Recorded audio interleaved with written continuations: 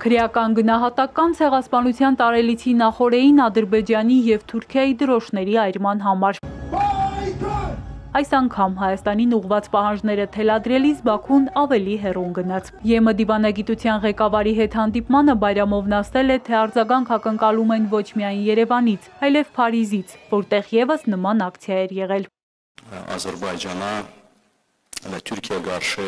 Ակնկալում ենք, որ այդ երկրների իշխանությունները կատարվածին կարձագանքեն օրենքի շրջանակում։ Նման գործողությունները քրեական հանցագործություն են և պետք է խստորեն կանխվեն։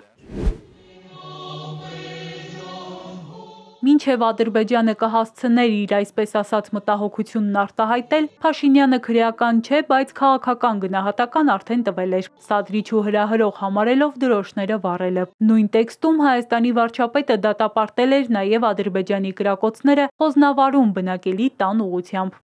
Ես երբեք դրոշներ այրելու ջատագով չեմ եղել,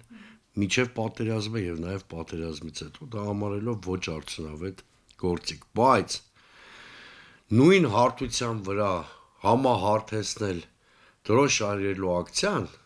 որտեղ պետությունը ընդհանրապես մասնակցություն չունի, դա մի քանի հազար քաղաքացիների կամ քաղաքական որոշ ուժերի բողոքի արտահայտության ձև է, խորհրդանշական բողոք է, այսպես ասենք, առանց որևէ հետևանքի։ Դա նույնականացնել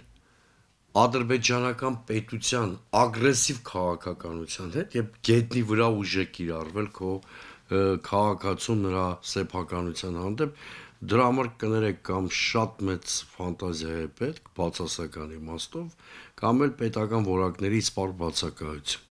Եվրոպացի պաշտոնյային Բայրամովը նաև գանգատվել է, թե հայկական քաղաքականության մեջ դեռևս առկա են ռևանշիստական տրամադրություններ։ Կրկնել է պահանջը, որ Հայաստանի սահմանադրությունը պետք է փոխվի, քանի որ դրանում իբր տարածքային պահանջ կա Ադրբեջանի նկատմամբ։ Բայրամովն ասել է, որ սա համաձայնեցված խաղաղության փաստաթուղթը ստորագրելու նախապայման է։ Ադրբեջանը ակնհայտորեն խաղաղության պայմանագրի ստորագրելու պատրաստակամություն չունի։ Բացահայտ են այդ մասին ասում։ Ալիևը խոսում է այն մասին, որ Հայաստանը պետք է կապիտուլացվի։ Երևանը պատրաստվում է սահմանադրություն փոխել, միայն թե ասում է Բաքվի պահանջով չէ, այլ սեփական նախաձեռնությամբ։ Հռչակագրին հղումն էլ ասում են չպետք է տեղ ունենա առաջարկվող նոր մայր օրենքում։ Սա հենց այն է, ինչ պահանջում է Ադրբեջանը։ Սահմանադրությունը դարձնելով հայ-ադրբեջանական կարգավորման գործընթացի մաս, Նիկոլ Փաշինյանը հենց պատերազմ է բերում մեր երկիր, որովհետև